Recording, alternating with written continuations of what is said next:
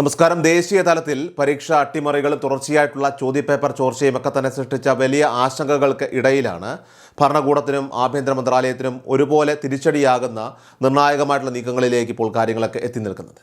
നാളുകളായിട്ട് സ്വന്തം ഭാവി ഓർത്തും അധ്വാനത്തിൻ്റെ ഫലം കിട്ടാതെയും നെട്ടോട്ടമോടുന്ന ലക്ഷക്കണക്കിന് വിദ്യാർത്ഥികളും ഉദ്യോഗാർത്ഥികളുമാണ് രാജ്യത്തിൻ്റെ വിവിധ ഭാഗങ്ങളിൽ ഇന്ന് ഒറ്റക്കെട്ടായി തെരുവിലിറങ്ങിയിരിക്കുന്നത്. കേവലം ഏതാനും ആളുകളുടെ പരാതിയായി ഇതിനെ ഒതുക്കി തീർക്കാനായിട്ട് അധികാരികൾ പരമാവധി ശ്രമിച്ചെങ്കിലും യുവജനങ്ങളുടെ രോഷം അത് അണപൊട്ടി ഒഴുകിയതോടെ ഡൽഹിയുടെ തെരുവുകൾ വലിയൊരു പ്രക്ഷോഭ ഭൂമിയായി മാറുകയായിരുന്നു.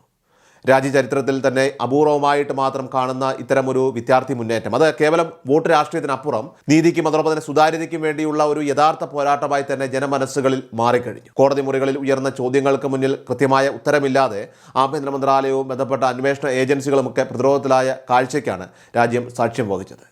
സമാധാനപരമായിട്ട് സമരം ചെയ്ത വിദ്യാർത്ഥികൾക്ക് നേരെ പോലീസ് കാണിച്ച അമിത അതിക്രമങ്ങളും കള്ളക്കേസുകളൊക്കെ ചുമത്തി ചെറുപ്പക്കാരെ ഭയപ്പെടുത്താനായിട്ട് നോക്കിയ നീക്കങ്ങളുമൊക്കെ തന്നെ സുപ്രീം കോടതിയുടെ കടുത്ത വിമർശനത്തിന് ഇരയായി. FIRകളുടെ വിശദാംശങ്ങൾ കൃത്യമായി കൈമാറാൻ മടിച്ചതും ഡിജിറ്റൽ തെളിവുകൾ സൂക്ഷിക്കുന്നതിൽ വീഴ്ച വരുത്തിയതുമൊക്കെ തന്നെ കോടതി രൂക്ഷമായ ഭാഷയിലാണ് എടുത്തു പറഞ്ഞത്. വിദ്യാർത്ഥികൾക്ക് നേരെ ഉണ്ടായ പോലീസ് അതിക്രമങ്ങളെക്കുറിച്ച് അന്വേഷിക്കാനും മുൻ സുപ്രീം കോടതി ജഡ്ജിയുടെ നേതൃത്വത്തിൽ ഉന്നതാധികാര സമിതി രൂപീകരിക്കാനും കോടതി നൽകിയ സൂചന ഭരണകൂടത്തിൻ്റെ വാദങ്ങളെ പൂർണ്ണമായിട്ടും നിഷ്പ്രഭമാക്കുന്നതായിരുന്നു. ഭരണകൂടത്തിൻ്റെ പൊള്ളയായ വാഗ്ദാനങ്ങളൊക്കെ തന്നെ വിശ്വസിച്ച് വർഷങ്ങളോളം വീടുകളിലും കോച്ചിങ് സെൻ്ററുകളിലുമൊക്കെ തന്നെ ഇരുന്ന് പഠിച്ച് ജീവിതം തുലച്ച തൊഴിലില്ലാത്ത ഉദ്യോഗാർത്ഥികൾ ഇപ്പോൾ അതിശക്തമായ ഒരു യുദ്ധപ്രഖ്യാപനം നടത്തിക്കഴിഞ്ഞു.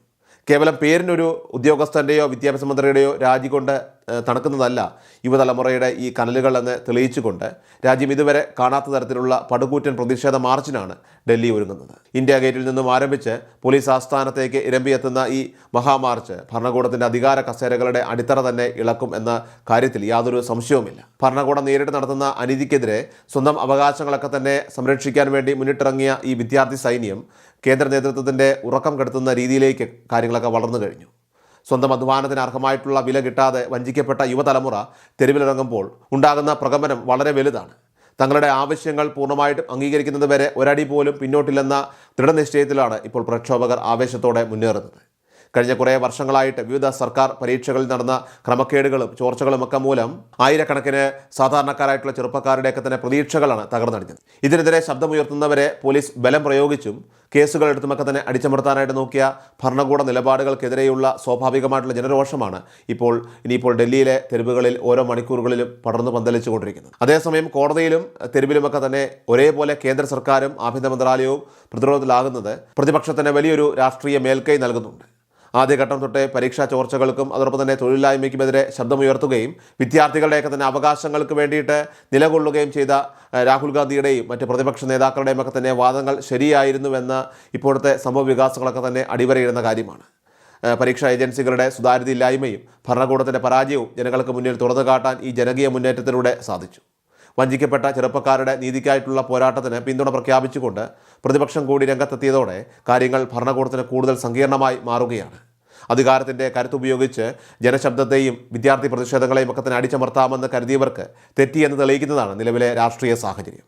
നിയമ പോരാട്ടത്തിൽ സുപ്രീം കോടതിയിൽ നിന്ന് കനത്ത തിരിച്ചടികൾ നേരിടുകയും മറുവശത്ത് തെരുവിൽ ആയിരക്കണക്കിന് ചെറുപ്പക്കാർ അണിനിരക്കുകയും ചെയ്യുമ്പോൾ കേന്ദ്ര ഭരണ നേതൃത്വം ചരിത്രത്തിൽ തന്നെ ഏറ്റവും വലിയ പ്രതിസന്ധിയിലൂടെയാണ് ഇപ്പോൾ കടന്നു പോകുന്നത്.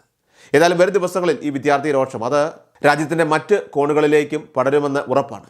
നീതി ലഭിക്കുന്നതുവരെ തങ്ങളുടെ പോരാട്ടം തുടരുമെന്ന പ്രഖ്യാപനത്തോടെ ചെറുപ്പക്കാർ മുന്നോട്ട് കുതിക്കുമ്പോൾ ഭരണകൂടത്തിൻ്റെ അടിത്തറ ഇളക്കുന്ന ഈ ചരിത്രപരമായിട്ടുള്ള മുന്നേറ്റം എവിടെ ചെന്ന് അവസാനിക്കുമെന്നാണ് രാജ്യം മുഴുവൻ ഇപ്പോൾ ഉറ്റുനോക്കുന്നത്.